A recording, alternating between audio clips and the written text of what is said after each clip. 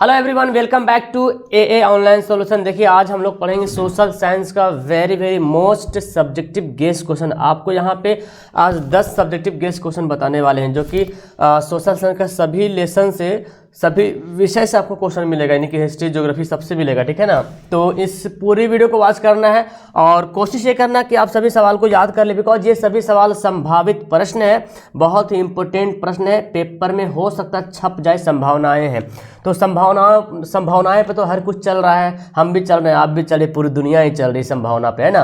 तो चलिए इसी संभावना को आगे बढ़ाते हैं। अगर आप पहली बार चैनल पे आ गए तो चैनल को सब्सक्राइब करना मत भूलिएगा और बेल आइकन दबा करके ऑल पर प्रेस करिएगा। मेरी वीडियो का इन्फॉर्मेशन आपके पास फर्स्ट ऑफ ऑल जाएगा और आप पहला बंदा होंगे आप या बंदी होंगे जो आप मेरी वीडियो को वॉच करेंगे। एंड आपको ज़्यादा मुझसे कांटेक्ट करना तो ये डिस्क्रिप्शन नीचे लिंक में दिया, वहाँ से भी कांटेक्ट कर सकते हो जी। हम आपको अंडरस्टैंड कर देंगे फास्ट में। आप भी कोशिश कीजिए मेरी बात को सुन के, हो सकता है कि जैसे आप बोलते हैं ना, बहुत सा बंदा बोलता है सर मुझे सब्जेक्टिव क्वेश्चन, लॉन्ग क्वेश्चन याद नहीं हो पाता है। तो हो सकता है कि मैं जो आपको बता रहा हूँ, हो सकता है इस बात को सुनकर कुछ तो बातें दिमाग में सेट हो जाएगी, उसका फिर आप खुद पढ़ोगे तो वो भी याद हो जाएगा। सबसे पहला सवाल है पंचायती राज से आप क्या समझते हैं, बहुत इंपॉर्टेंट। देखिए पढ़ते हैं। आज का युग क्या है, लोकतंत्र का युग है। लोकतंत्र में शासन के विकेंद्रीकरण पर विशेष बल दिया गया है। विकेंद्रीकरण मतलब है ना, डिसेंट्रलाइजेशन करना, मतलब हर कुछ सेंटर पर, हर कुछ सेंट्रल नहीं बनेगा बल्कि डिसेंट्रलाइजेशन होगा। लोकतंत्र सरकार में क्या होता है, सारा काम सेंट्रल का नहीं होता है, हाँ डिसेंट्रलाइज, कुछ जो है राज्यों का भी काम मिलता है। वही बोला गया कि लोकतंत्र में शासन के विकेंद्रीकरण पर विशेष बल दिया गया। भारतीय प्रशासन में भी विकेंद्रीकरण के सिद्धांत को अपनाए जाने की आवश्यकता प्रतीत हुई है। इस सिद्धांत को कार्य रूप देने के उद्देश्य से भारत की संघ सरकार ने, देखिए भारत कैसी सरकार है, संघ सरकार है, तो भारत की संघ सरकार ने बलवंत राय मेहता समिति का गठन किया। सवाल बनता ऑब्जेक्टिव में कि भारत में जो पंचायती राज व्यवस्था शुरू की गई थी किस समिति के सिफारिश पे की गई थी, तो बलवंत राय मेहता समिति की सिफारिश पे उसको गठन किया गया था। इस समिति ने यह सिफारिश की थी कि भारत में पंचायती राज की स्थापना की जाए। इसके अनुसार ग्राम पंचायत बोल सकते हैं, प्रखंड एवं जिला स्तर पर, है ना, ग्राम, प्रखंड एवं जिला स्तर पर स्थानीय संस्थाओं का गठन किया जाए। तो यही है पंचायती राज व्यवस्था। समझ में आया क्यों किया गया, क्योंकि लोकतंत्र सरकार भारत में है और भारत जो लोकतंत्र सरकार में विकेंद्रीकरण पे सबसे ज्यादा बल देगा, मतलब डिसेंट्रलाइजेशन, हर कुछ केंद्र के पास नहीं रहेगा, कुछ शक्तियां जो है राज्यों के पास भी रहेगा। और जब राज्य में आएगा तो फिर ग्राम जाएगा, प्रखंड में जाएगा, जिला में जाएगा। तो इसी के मानते हुए बलवंत राय मेहता समिति का गठन किया गया था भारत सरकार में और उसके अनुसार, उसी की सिफारिश के अनुसार जो है पंचायती राज व्यवस्था की स्थापना की गई। बस लिखना है, कितना आसान है, आपको भारी लगता है ना, बहुत आसान है, मेरी बात तो सुन के आपको याद हो जाएगा। ये सवाल इंग्लिश वाले प्यारे, इंग्लिश में आंसर में डाल दिया हूं, आप इसको स्क्रीनशॉट लेके पढ़ लेना। आगे है नारी सशक्तिकरण से आप क्या समझते हैं, बहुत इंपॉर्टेंट क्वेश्चन है, नारी सशक्तिकरण से आप क्या समझते हैं। और ये आजकल सवाल बहुत चर्चित में भी मिलता है। महिलाओं को जो पावरफुल मिला है, वोमेन का जो एम्पावरमेंट है, वोमेन एम्पावरमेंट, उससे क्या मतलब। देखिए नारी सशक्तिकरण का तात्पर्य यह है कि महिलाओं को उनको प्रभावित करने वाली आर्थिक, यानी कि जो महिलाओं को इफेक्ट पहुंचाती है, चाहे वो पैसा के माध्यम से पहुंचाए इफेक्ट, चाहे समाज के माध्यम से उसको महिलाओं को नुकसान पहुंच रहा, चाहे राजनीतिक के माध्यम से, चाहे पारिवारिक मामलों से, इनमें नीति निर्माण प्रक्रिया में, चाहे नीति निर्माण प्रक्रिया में बाधित हो रहा तो उसमें भी भागीदारी प्रदान की जाए। समझ में आ रहा ना। नारी सशक्तिकरण का मतलब ये हो गया कि आज महिलाओं को जो जिस चीज से प्रभावित किया जा रहा है कि आप आर्थिक पैसा नहीं कमा सकते हैं, आप इस समाज में ये नहीं काम कर सकते, आप राजनीतिक नहीं कर सकते, आप मामला में दखल नहीं दे सकते, आप जो है नीति का निर्माण, कानून नहीं बना सकते, तो उसमें भी, इन सभी कामों में भी महिलाओं को भी हिस्सा दिया जाए, भागीदारी दी जाए। तो इसी को बोलते हैं नारी सशक्तिकरण, यानी कि नारियों को, महिलाओं को पावर दिया जाए। वर्तमान युग में नारी सशक्तिकरण की धारणा को राष्ट्रीय व अंतर्राष्ट्रीय स्तर पर समर्थन प्राप्त हो चुका है। आपको पता है भारत में भारत सरकार ने, मतलब देख रहे हैं पंचायती राज व्यवस्था में भारत सरकार ने 50% की सुरक्षा दे दिया है, 50% का आरक्षण दे दिया है ताकि नारी भी मुखिया बन सके, पंचायत समिति बन सके, हर कुछ नारी भी पोस्ट पे जा सके। हर डिपार्टमेंट में देखिए, भारत में हर डिपार्टमेंट में महिलाओं को आरक्षण दिया गया। किसी भी एग्जाम में देखिए महिलाओं को स्पेशल आरक्षण मिलता है ना, क्यों, ताकि वो भी वहां पे स्थान ग्रहण कर सके। तो ये राष्ट्रीय लेवल पर और इंटरनेशनल लेवल पर भी समर्थन प्राप्त हो चुका है कि सभी लोग इंटरनेशनल में भी समर्थन दिया, हाँ भाई महिलाओं को भी पावर दिया जाए। भारत सरकार ने वर्ष 2000 में नारी सशक्तिकरण की नई नीति की घोषणा की थी। सवाल बन सकता है कि भारत सरकार में जो है नारी सशक्तिकरण की नीति की घोषणा कब की थी? 2000 में। पंचायत और नगर पालिकाओं में महिलाओं का आरक्षण नारी सशक्तिकरण का उदाहरण है। एक बहुत बड़ा उदाहरण है कि पंचायतों में, नगर पालिकाओं में नारियों को भी वहाँ पे मतलब पोस्ट दिया गया, हक दिया कि वो भी जाके वहाँ पे जाके अपना हक हासिल कर सके। ओके, तो यही है नारी सशक्तिकरण। समझ आ गई मेरी बात?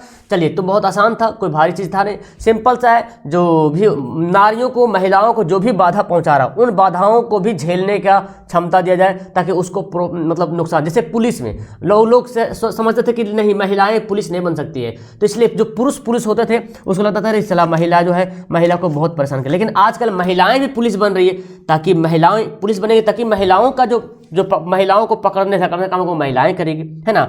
जैसे डॉक्टर में देखें, पहले ज़माने में लोग सोचते थे कि डॉक्टर महिला नहीं पुरुष बनेंगे, लेकिन आज महिलाएं सब कुछ काम कर रही, सब कुछ महिलाएं काम कर रही। तो इन सभी कामों को जो उसको देना, हिस्सादारी करना, वही नारी सशक्तिकरण है। बस आपको थोड़ा सा सजा के लिखना है, वही तो है मेन। संघीय शासन की 2 नई विशेषताएं बताइए। भारत भी एक संघीय शासन है, भारत हो गया, अमेरिका हो गया, कनाडा हो गया, इसके अलावा और भी उदाहरण है। तो बोला कि संघीय शासन की विशेषता बताइए, खासियत बताइए, क्या खासियत है संघीय शासन की। देखिए, संघीय शासन व्यवस्था के सर्वोच्च सत्ता केंद्र सरकार और उसकी विभिन्न अनुसांगिक इकाइयों के बीच बढ़ जाती है। संघीय शासन में क्या होता है? इस व्यवस्था में सर्वोच्च सत्ता केंद्र, जितना भी मतलब मेन सत्ता जो होता है ना, सर्वोच्च सत्ता मतलब समझ रहे ना, जो मेन कैरेक्टर होता है उसका, क्या बोल सकते हो उसको आप, सुप्रीम पावर जो केंद्र सरकार के पास होता है, मेन पावर केंद्र सरकार के पास होता है। उसके अलावा अनुसांगिक इकाइयों मतलब अलग अलग राज्यों में भी बढ़ जाता है। संघीय व्यवस्था में दोहरी सरकार होती है ना, एक केंद्रीय स्तर पर सरकार और दूसरी जो है प्रांतीय क्षेत्रीय स्तर पर। आपको पता है संघीय सरकार में 2 प्रकार की सरकार होती है, एक तो दोहरी सरकार, समझ में आ गया। सवाल पूछा जा सकता है कि संघीय व्यवस्था में किस प्रकार की सरकार होती है, तो दोहरी सरकार होती है। ऑब्जेक्टिव में काम आएगा, ये लड्डू ले लो तुम लोग, है ना, ऑब्जेक्टिव में काम आएगा दोहरी सरकार।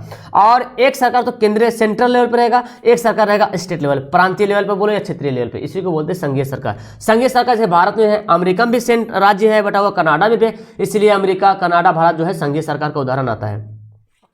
ये इसका एग्जाम इंग्लिश वाला रहा, नोट कर लेना, स्क्रीनशॉट ले लेना। आगे पूंजीवाद क्या है, देखिए बहुत इंपॉर्टेंट। पूंजीवाद समझ रहे ना, कैपिटलिज्म। देखिए, पूंजीवाद एक ऐसी शासन व्यवस्था है जिसमें संपत्ति और निजी लाभ की अवधारणा को मान्यता दिया जाता है। किसको? संपत्ति और निजी मतलब खुद का लाभ कमा लें। जैसे कि आप बोल सकते हैं अंबानी हो गया, ये पूंजीपति लोग हैं, है ना, वो चाहते हैं कि खुद से लाभ करें। देखिए कितना महंगा कर दे रहा, सिम का डाटा का रेट कितना महंगा कर दिया। वो चाहते हैं कि हम फायदा उठाएं, जनता को कैसे हम आदत लगा दें और फायदा उठाएं। वही निजी पूंजीपति का वही काम ही है। तो पूंजीवाद एक ऐसा शासन व्यवस्था है जिसमें संपत्ति और निजी लाभ के लिए जो है ना अवधारणा को मान दिया था कि हमको जितना ज़्यादा लाभ हो जाए।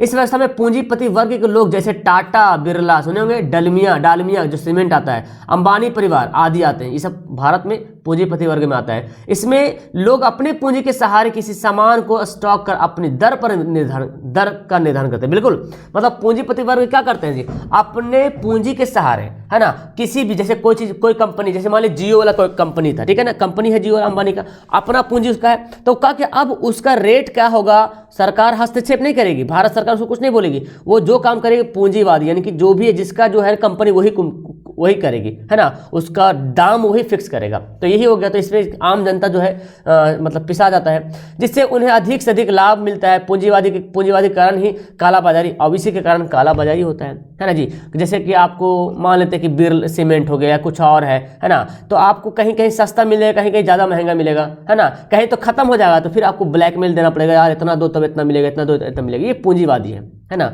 जो कि मेरे ख्याल से ये सही नहीं लगता है ना। चलिए, तो ये इंग्लिश वाला इसको नोट कर लीजिएगा। आगे सवाल है यहाँ पे, बिहार में वन विनाश के 2 कारण। आखिर बिहार में वन विनाश हो रहा क्या कारण है भाई? देखिए, मानव जाति द्वारा वन संपादन की अंधाधुंध कटाई हो रहा है। वन संपदा होगा, सॉरी, है ना। मानव जाति द्वारा वन संपदा जो जंगल है अंधाधुंध कटाई हो रही है। पालतू पशुओं और अनियंत्रित चरण एवं विविध तरीके से वन संपदा का दोहन वन विनाश के मुख्य कारक है। समझ रहे हैं? यानी कि मानव जाति द्वारा जो वन संपदा का अंधाधुंध कटाई हो रहा है। आपको वन संपदा लिखने नहीं याद रहेगा तो ऐसे लिखिएगा, मानव जाति द्वारा वनों की अंधाधुंध कटाई की जा रही है पशुओं के द्वारा, और अनियंत्रित चरण, एकदम अनलिमिटेड, जितना पा रहा उतना चरा आ रहा, जहां चाह रहा वहां छोड़ दे रहा, तो पशु कभी ये खा रहा कभी वो खा रहा, तो उसके कारण भी हो रहा है ना। तो विविध तरीके से संपदा का दोहन हो रहा, विनाश हो रहा। अच्छा, दूसरा प्रशासनिक कारण होता है या व्यापारिक उद्देश्य से, जैसे रेल मार्ग बनाना है, सड़क बनाना है, अब इसके विकास के लिए चाहे भवन बनाना है जी, तो उसमें भी क्षति पहुंचती है ना। मान लीजिए कहीं रेलगाड़ी बनाना है, रेल की पटरियां बिछानी है, उसके बीच में आ जाएगा पेड़ पौधा, क्या करेगा, उसको काटेगा, सफाई कर देगा, तो ये भी दिक्कत हो रहा। इसके अतिरिक्त तेजी से जारी खनन भी बहुत तेजी से हो रहा, मतलब उसको लगता है कि सरकार को लगता है कि यहाँ पे एक कोयला है, अब उसको कोयला खोदे भाई, तो उस एरिया में जितना भी पेड़ पौधा होगा सब खत्म हो जाएगा कहानी, है ना। खनन काम हो गया। कृषि काम, लो भाई, कृषि के कार्य के लिए आबादी बढ़ रहा, कृषि घट रहा, तो क्या करेंगे लोग, जंगल को काटेंगे, वहीं पे खेती कहाँ पे करेगा, जंगल को काटेगा तब तो होगा, है ना। तो कृषि भूमि का विकास भी वनों के विनाश के कारक है। अगर कृषि भूमि बढ़ रहा तो वन के विनाश करने के से ही बढ़ रहा। तो ये सब पॉइंट आप लिखिएगा आराम से, आपको नंबर मिलेगा जी। ओके, इसको नोट कर लीजिएगा इंग्लिश वाले।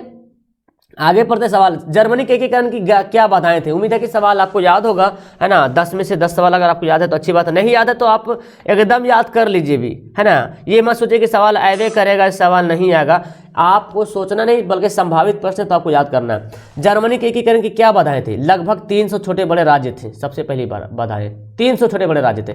इन राज्यों में व्याप्त राजनीतिक चल रहा था, अलग अलग राज्य में अलग अलग राजनीतिक चल रहा था, सामाजिक अलग था, धार्मिक विषमताएं भी अलग, कोई राज्य में कोई अलग धर्म के बारे में मान रहा था, कोई अलग अलग धर्म को पालन कर रहा था, समाज भी अलग अलग बटा हुआ था, राष्ट्रवाद की भावना भी नहीं था जी, है ना। लोगों में अपने देश से मोहब्बत करने की जो है ना, क्या बोलते हैं उसको, तसव्वुर भी नहीं था उनके, अपने देश से मोहब्बत करें जर्मनी में, है ना। ऑस्ट्रिया का हस्तक्षेप था, वहां पे ऑस्ट्रिया भी कब्जा जमाया हुआ था।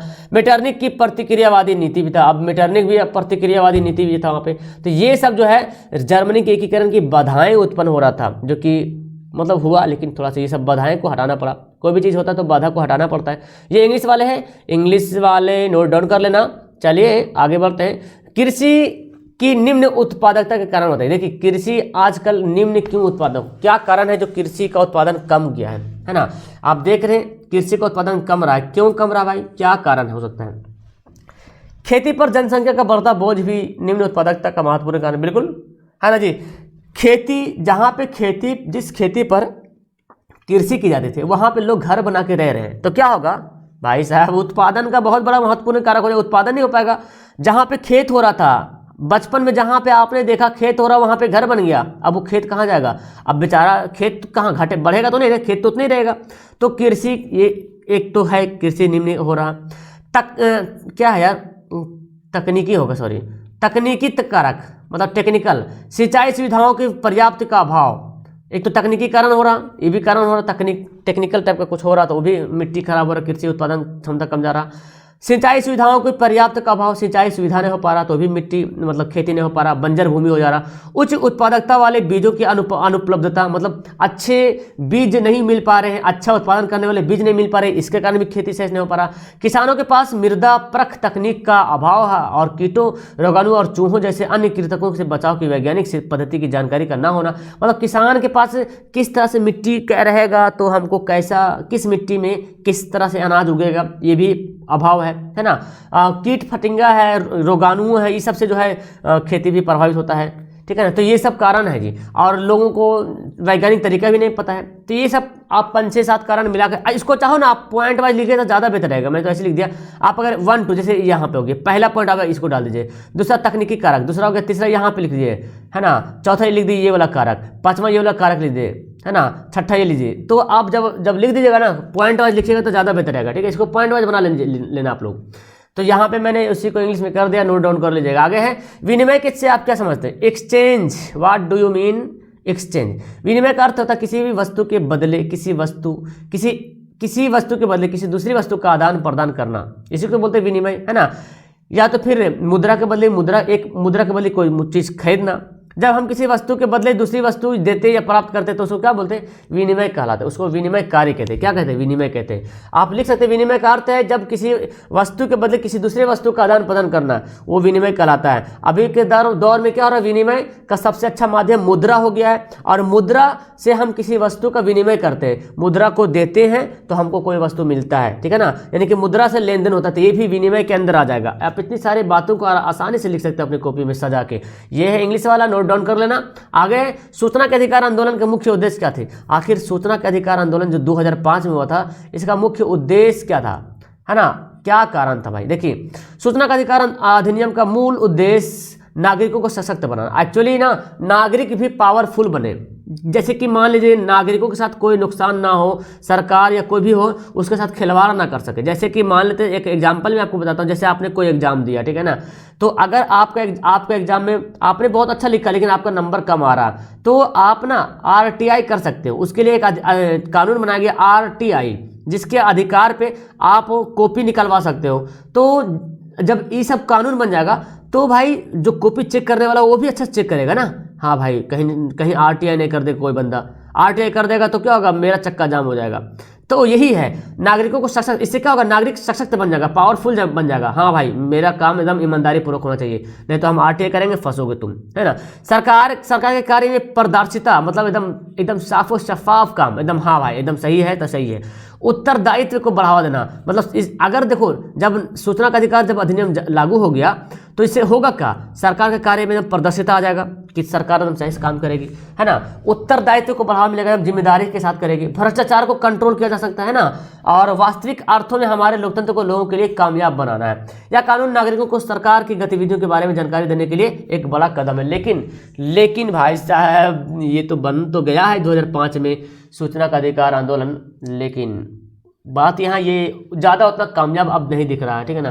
पहले था लेकिन अब उतना कामयाब ये नहीं दिख, पहले बहुत जब बना था 2005 के बाद, ये अब 2014 के बाद से उतना कुछ पावरफुल नहीं दिख रहा है ना।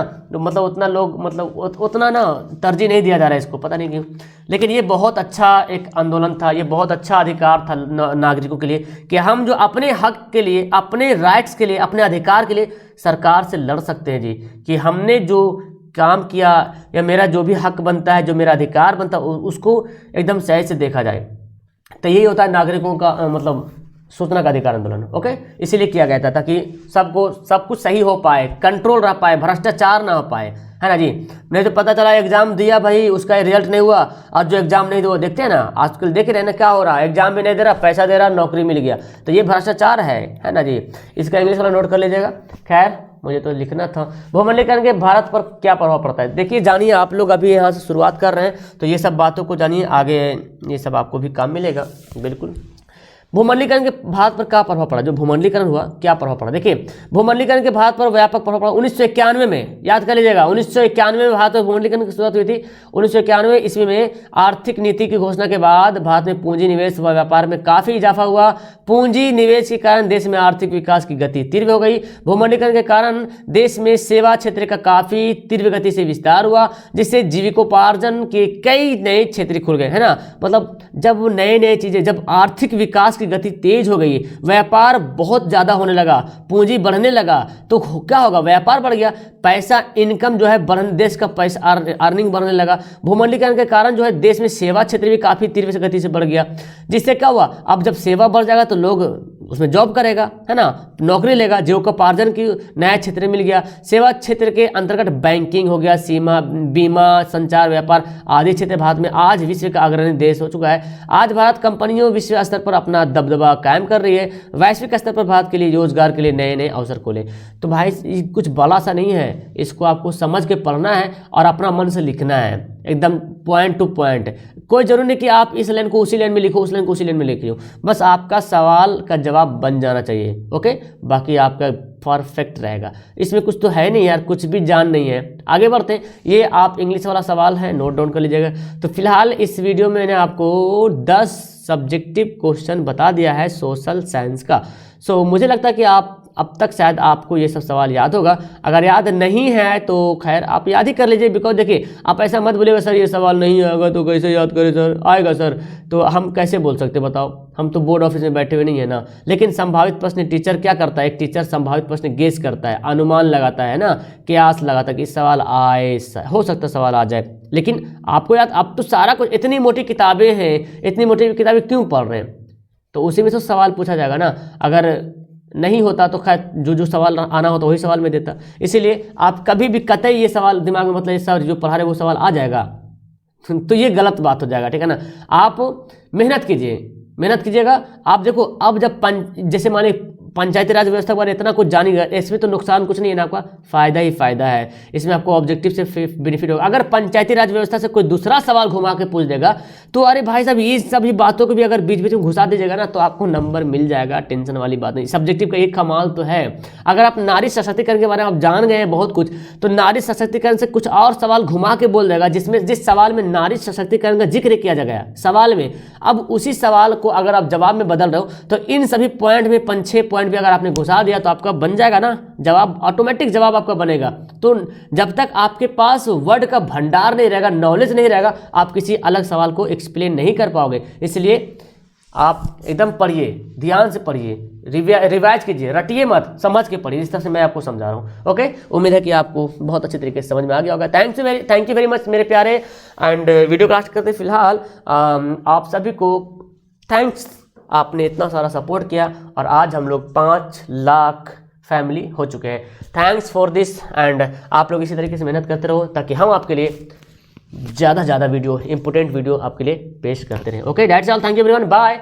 चैनल को सब्सक्राइब अभी तक जिन्होंने नहीं किया कर लीजिएगा और लाइक वाइक तो करते हैं आप लोग, कर दीजिएगा। Okay, bye.